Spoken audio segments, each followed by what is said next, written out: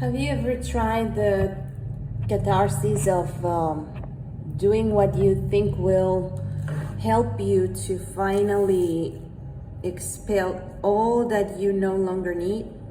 Have you ever felt as if you really need to enjoy the process of vomiting yourself out?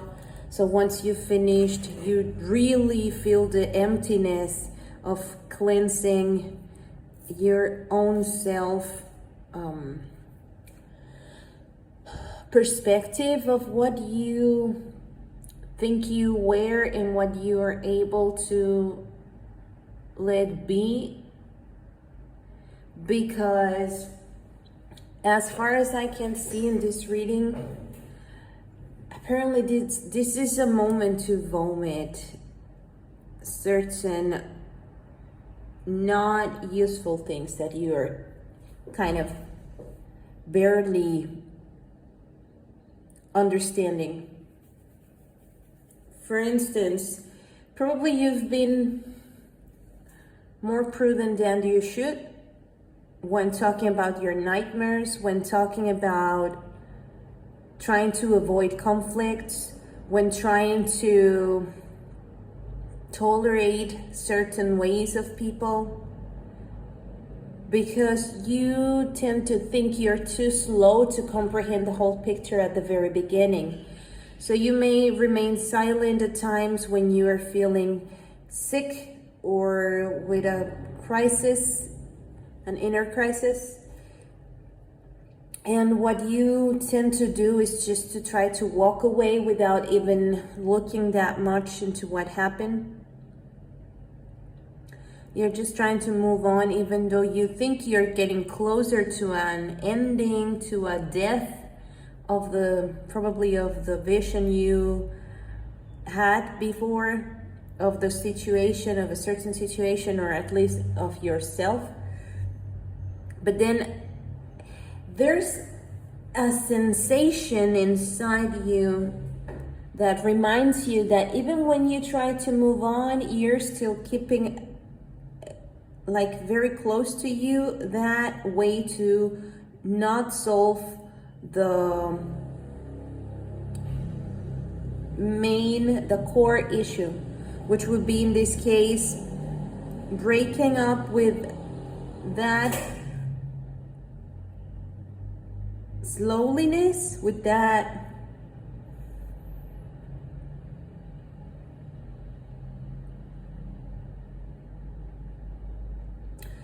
feeling that you have to try to avoid conflicts by being tolerant, by being even severe with yourself.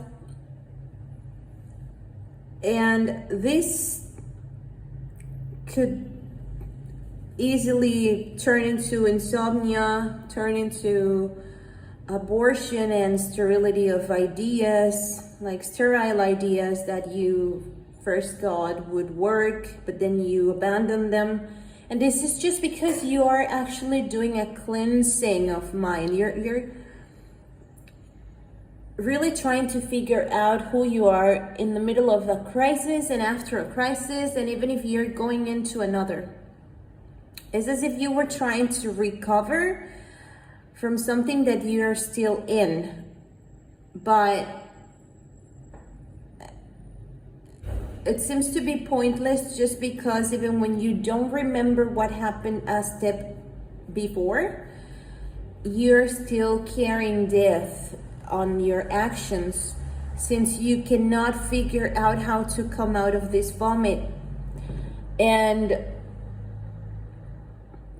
I'm not going to say that there's just one end, because I don't think so.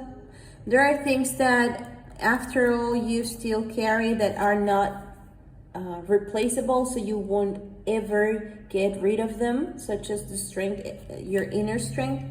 The way you can at times figure out how to manage all that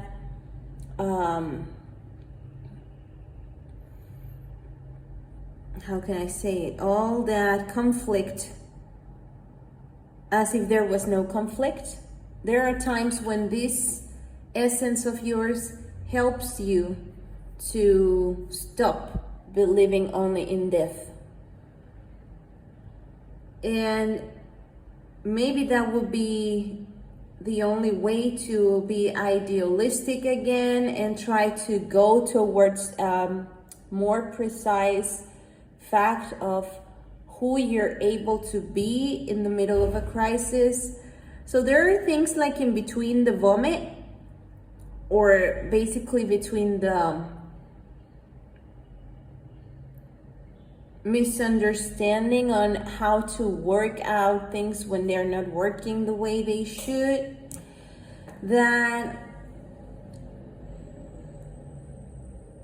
you're at times able to visualize, to see, but in the process you are still trying to recognize, then who am I? If this all is not really working for me, if I have to move on, if there are things that I'm being tolerant for free because they're leading me nowhere, and if I'm trying to avoid conflicts just for free because either way I will have a conflict inside, and even if you're trying to not break certain rules because of fidelity or loyalty to death ideas or death people even, then you may need to reconsider as well if you're willing to sacrifice this strength that you have, because maybe it's not about vomiting to get rid of it as if it never happened. Let's see what would be a solution. Maybe one of them will be to look for help and other people who's able to juggle between your conflict and visualization with more light on it. And the approach will be with love, but it's not any kind of love. It's a love that has compassion, that has a way to rebuild the self-image with more justice for you, like in a more, let's say, equal or with equity, in a more equal balanced perspective of what means to give, offer, and also receive from what you're capable to juggle with without like effortless, because at times you have to just let go. If you're building a 4 once construction, you may not need 10 once for it. So maybe you will have to release certain efforts that you're trying to make, and maybe keep just one for yourself and the other 4 to build something, and then the rest of them just get rid of them with the tower that is just below. Because if you do not do that, you will probably still feel the emptiness of not knowing who you are, but at the same time realizing that whatever you have become or whomever you have become, it's not worth it in this new perspective unless you accept that you are not going to be able to work with that effort. So what's another advice? To not work with certainty of action as if that was the justice you're looking for, or as if that was the love you're looking for, or the leadership you're looking for, or even the balance in between the juggling that you're looking for.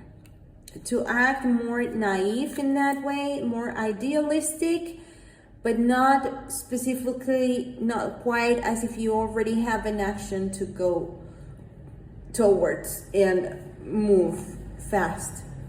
It's not a time to isolate. It's not a time to move, but just to create love out of the effort that you're willing to do by recognizing and acknowledging your strength, but always thinking about sharing somehow that you're still being constructive by building things and looking at them as a queen, as someone with perspective from above the situation, and not as if you would have to carry all of that effort and then act immediately just to figure out that you are not alone, because you are not, but because also the path that you're being leading to take has to do with working as an empress do, or as an empress does, which always is by taking leadership and commanding other people to build with her. That's something you could do. Just realize that maybe your team wouldn't be the team that you thought.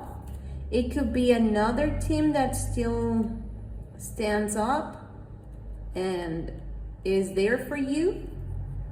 And that way you will end this pattern. The other thing is that even if you feel like you're delaying your decisions because of this lack of movement that you're being asked to have, remember that this is the kind of relationship with yourself that once affected you somehow to be in the present moment. And this has to do with maybe you mistreating yourself with despotic attitudes, with a kind of controlling in a very inflexible and extreme way. So now for your success, you definitely would have to temper yourself by recognizing that you cannot act as if you were just a worker, a hard worker, but as if you are a queen and an empress with all the leading path to take advantage of what's happening and work with other people with a lot of strength and will, because you have a lot of will. And because you also recognize with other people what's the balance and the justice and the equity that you were longing before. And that you're now that you're moving ahead, getting to recognizing yourself. Now you won't give more than you are expecting to give, even if people is begging for it. And that doesn't mean money only. That could mean as well just giving my mind into thoughts that are not valuable to invest in. Giving my mind to decisions that are not of my business, basically. This insecurity to begin again has to do with the vomiting part that you're expelling from your system, which is not quite. You may feel at times that if you do that as well, you're affecting whomever is around you, but it's not that way. If you rather take this as an opportunity to, rapidly move towards wisely decisions, you will feel no longer trapped, but as an ally of your dreams, and you will then move fast to them because you're already a queen. You just have to switch the element that you work with. Instead of hard working, work just the precise and right amount of things that you will have to in order for you to get the stability and the consciousness and the awareness of who you really truly deserve to be. And with your crown on every time. At times the crown is covering your eyes. At times you're losing your crown. At times you're recovering your crown in a healthy way. At times you're putting it on a dream. At times you are just addressing yourself to a dream that you once dreamt. And now that you are there, then you notice that your crown never went away.